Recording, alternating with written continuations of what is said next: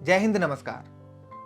आप देख रहे हैं साहित्य तक और मैं हूं आपके साथ अभिषेक कटियार। स्वागत है आपका हमारे नई किताबें कार्यक्रम में। यहाँ हम आपको बताते हैं कि आजकल क्या क्या नया लिखा जा रहा है और कौन से प्रकाशक, लेखक और उनके प्रशंसकों ने हमें कौन कौन सी पुस्तकें भेजी हैं। तो आज मैं आपके सामने लेकर आया हूं सर्व भाषा ट्रस्ट से प्रकाशित कुछ बेहतरीन पुस्तकें।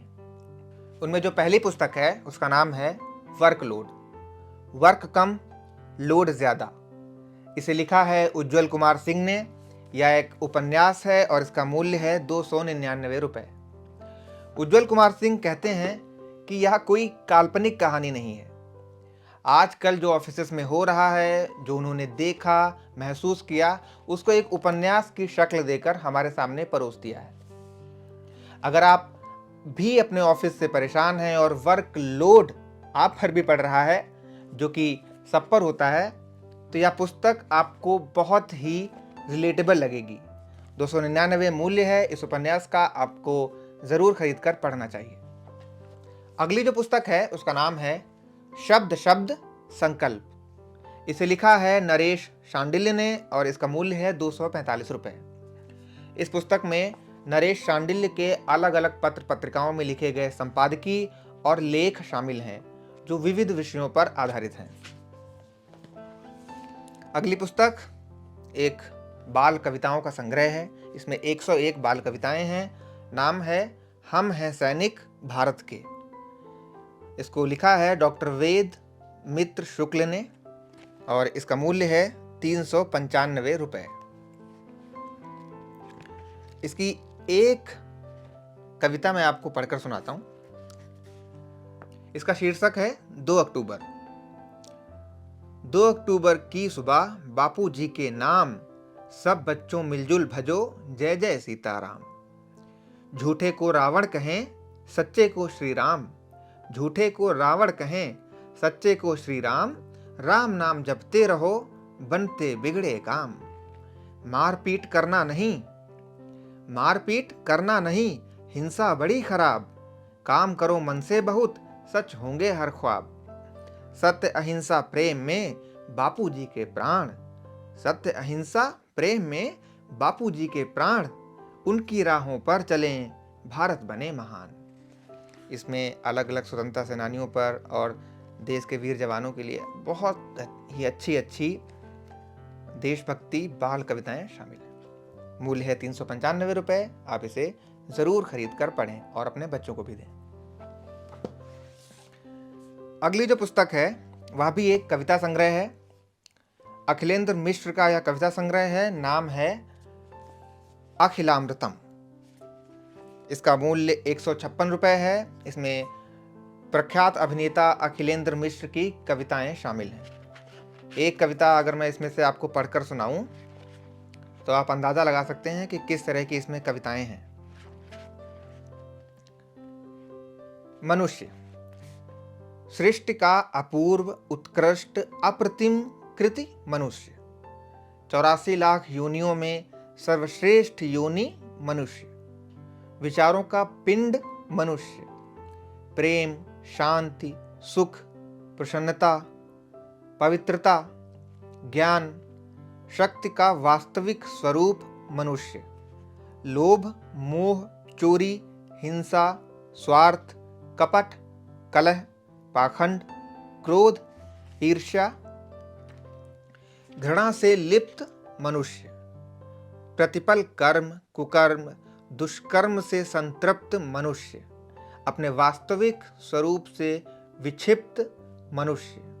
दिव्यात्मा, एक अंतःकरण, एक जठराग्नि, 2 मन, 3 शरीर, 3 वृत्तियां, 3 बंध, 3 पिंड, 3 दोष, 3 श्वास, 3 श्रेष्ठ नाड़ियां, 4 अवस्थाएं, 4 पुरुषार्थ, 5 तत्व, 5 कोश, स्पष्ट उच्चार, 7 धातु, 7 चक्र, 7 लोक, 9 द्वार, 10 इंद्रियां, 72,000 नाड़ियों का जाल मनुष्य।